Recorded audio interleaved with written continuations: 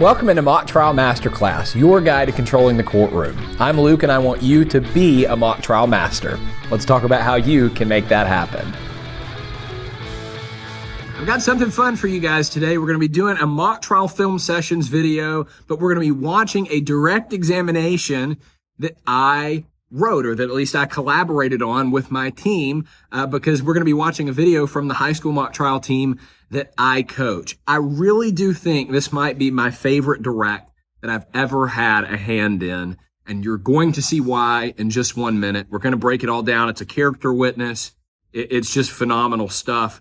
Maybe even less because of what I did, but because of the performance the students gave. Like I said, you're going to understand why very, very quickly. Let's hop in. Yes, Your Honor. The defense calls Jess Jones to the stand. Miss Jones, you may come to the witness stand.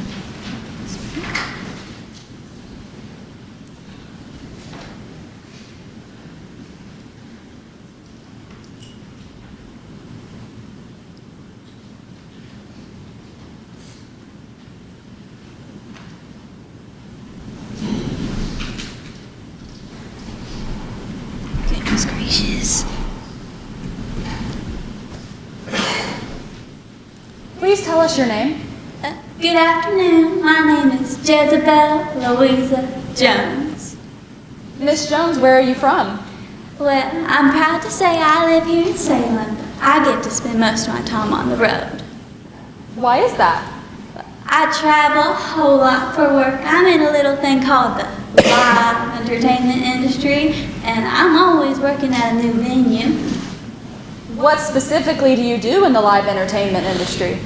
What do I do? Well, hun, I'm a professional bull rider. Now, I know what you're probably thinking. Old woman, professional bull rider. What in the world? Okay, let me give you a little bit of backstory here. So we opened the witness statement for this witness, Jess Jones, and it literally at the beginning, it said like one thing about her. It said, my name is Jess Jones. I'm a professional bull rider. Here's what I know about the case. And so we're stuck with that, and we're sitting there thinking, we're like, how can we make this a little more interesting? What kind of outlet can we find to pull humor through? Because that's what you want to do with the character witnesses. Find some kind of outlet that humor can be maintained through. And Kate, who's playing this part, had the idea, what if we played her as an old lady? There's like a SpongeBob episode where something kind of like this happens, this old lady daredevil. And we just thought, yeah, that's kind of hilarious. So we settled on that idea. And when I say that it sold well, I mean, every single round, the jury was lighting up, laughing. They absolutely ate this character up. So my first encouragement to you is, don't be afraid to think outside the box. You know, I've heard it said by others that, you know, you're bound to the facts of your witness statement, but not the vibe of your witness statement. That's absolutely true. If it's allowed by the rules of your competition, see if you can get creative with the character. You know, we didn't change anything about the case by making this an old woman. And honestly, a lot of the teams we ran into were very, very confused about which witness this even was. So get creative with your character witnesses. Keep them likable, keep them lovable, but get creative and see if you can think outside the box. You may get something like this. A professional bull rider? Yes, ma'am, and darn good on it that. Mind you, I may not ambulate like I used to could, but once you get up on that bull and the crowds are screaming your name, all that matters is whether you can hang on, and well, I'm still one of the best at that. I'd also like to go ahead and pause and zoom in to the giant grin that is on my face in the background of this. I was just loving every minute of this. This character was me and Kate, who's playing this part, and Adley, who's the attorney. It was kind of the three of our brainchild. And man, I couldn't have been more happy, more satisfied just sitting back there watching how this turned out. Miss Jones, let's talk a little bit about why we're here today. Do you know Lee Jasper? Yes, ma'am, I sure do. How so? Well, we used to be friends. What do you mean you used to be friends? That means we're not friends anymore. Well, why is that? We had a little falling out after his accident. He had the nerve to call me Jezebel Jones, a fake. I'm not even entirely sure what that means, but it really got under my skin. The only thing fake about me are these hips and my knees and... No, never mind. maybe the kid had a point. Okay, what I want to point out about the humor being used there is, one, I think it's really funny and I think it's good joke writing. But number two is that this humor is relevant to the case. And what I mean is, yeah, it's not affecting the case that her hips are fake or her knees are fake or whatever. But the questions that Adley's asking this witness to get these answers that have the jokes in them are all very probative to the case. They're relevant to what we're dealing with. Where I see a lot of people go wrong with character witnesses is they start by just writing jokes and then try to cram them in. And we end up asking these questions that have nothing to do with the case. Like, well, what do you feel about this? And what do you think about this? And it's just going to draw these relevance objections that ruin your flow. So as you're writing jokes for your character witness, keep them very, very honed in on questions that are relevant and that help you tell the story of this character. Well, what led Mr. Jasper to call you a fake? Right before it happened, I walked in while Lee was on the phone in our hotel room, and mind you, I wasn't trying to eavesdrop or anything, but I heard Lee say something about hitting the lottery and the farm being saved. When did you hear him say those things? On August 28th of 2024. That was about 4 days after his accident. I'd like to talk now a little bit about your relationship with Mr. Jasper before your falling out. Could you tell us about that? Well, we were inseparable, like my Uncle Jim in the county jail. Now, what I want to point out about the Uncle Jim in the county jail joke is that we wrote that joke, I think, a week before this competition. The first draft of this direct we wrote probably mid-January, and this competition was at the end of March. The point I want to make there is that with a really, really good character direct, you're going to be developing it and ideating on it throughout the course of the season. It takes time to write good comedy, and it takes testing of your jokes to make sure they actually work. And so don't, the week of the competition say, well, we got to make this person funny. We started at that point months before the competition, and this joke just happened to occur to us the week before, so we added it in there. And there's a lot of material that you're hearing that came in, kind of across the way. The idea of having Adley walk the witness up to the witness stand, that kind of came in at the last minute. But start somewhere, start working very early on these characters, then ideate and develop the content over the course of the season. That's how you really get to the sweet spot. What do you mean?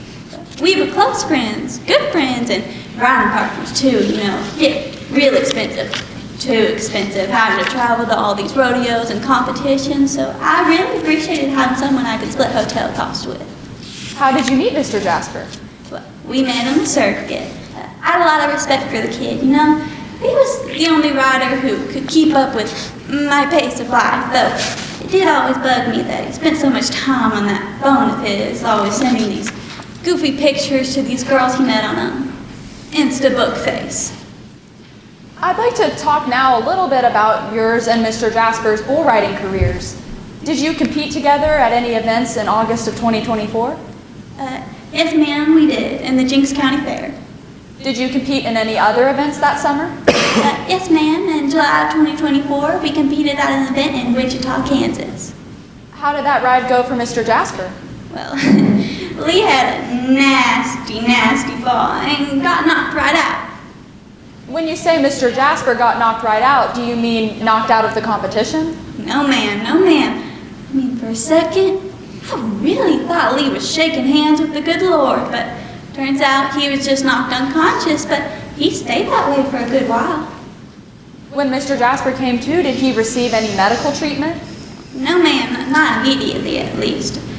Lee refused to go to a doctor, but eventually I said, Lee, honey, you're being plain stubborn. And I convinced him to go in a walking clinic here in Salem. Now, do you see how at this point of the direct, we've really transitioned into stuff that matters a lot to the case? And with these character witnesses, you usually don't get very much as it relates to substance, right? You get, 2, 3, maybe big facts, but don't let that discourage you. What's kind of a good outline is basically exactly what we did here.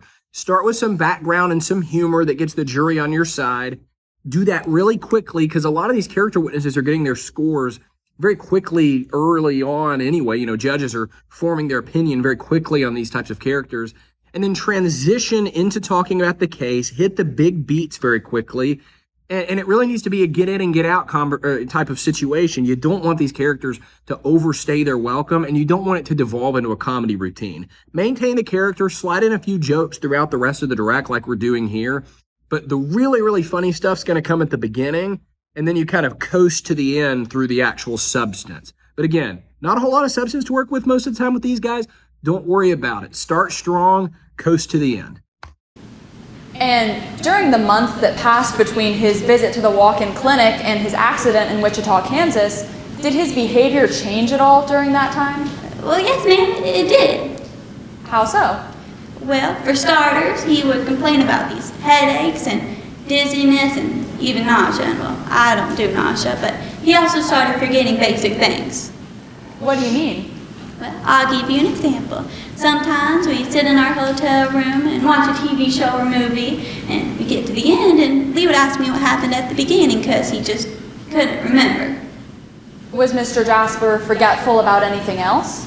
Yes, ma'am. He also had trouble remembering what cities we were going to next and the dates for events on our schedule. Now, you did mention that Mr. Jasper eventually went and saw a doctor. Could you remind us when that was? It was July or August 17th of 2024. And was that before or after the Jinx County Fair Rodeo? A little before. Again, see, at this point of the direct, all that's happening is just question and answer about the case. Just furthers, the last point I was making about get in and then, get to what matters pretty quickly. And we'll go ahead and wrap up here because the rest of the direct is just kind of more of what we're seeing here, just getting into the nitty gritty details of the case. But what I really want you guys to take away from this is, number one, the need to ideate and develop the humor for these characters over the course of a season. Number two, the need to keep these characters likable and not let them overstay their welcome. Part of that is what we talked about with keeping the questions actually centered on the case and not asking questions that are going to get a relevance objection or cause this witness to narrate. Just stay honed in, stay focused, and you're going to be in really good shape with witnesses like this. If you want to know more about developing character witnesses, I'd love to spend time with your team to talk about it. This is a topic that I'm passionate about, that I've studied a lot and learned a lot about myself, and I love to pass some of that knowledge onto you guys. And I coach teams and individual competitors all the time at high school, college, even the middle school level sometimes. So if you want to work together, there's a link in the description that you can click on to learn more about setting up a time and what all that looks like. But hope you enjoyed this. Like I said, one of my favorite directs, if not my very favorite, that I've ever had a hand in creating. Just super, super good stuff here.